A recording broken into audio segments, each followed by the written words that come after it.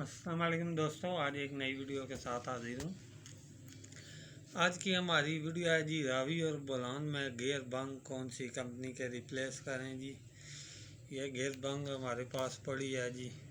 रावी और बोलान के जितने भी मॉडल हैं उसमें ये रिप्लेस होगी। ये चेक करें, आप भी अपनी गाड़ी में इस कंपनी की गियर बंग रिप्लेस करें।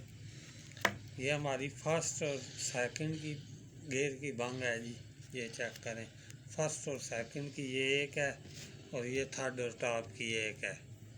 फर्स्ट की हम सेकंड को भी लगा सकते हैं और सेकंड गियर की फर्स्ट को भी इसी तरह। ये थर्ड की टॉप को और टॉप की थर्ड को हम एडजस्ट कर सकते हैं। और मॉडल में भी इसमें कोई चेंजिंग नहीं है।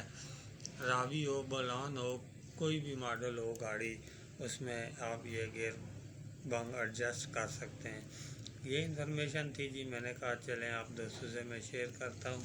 वीडियो को लाइक और शेयर लाजमी करें। और जो दोस्त भाई न्यू हैं, जिन दोस्तों ने अभी तक चैनल को सब्सक्राइब नहीं किया, वो सब्सक्राइब करें और साथ बेल के आइकन को भी क्लिक करें ताकि हर नई वीडियो बर वक्त आप दोस्तों को मिलती रहे जी।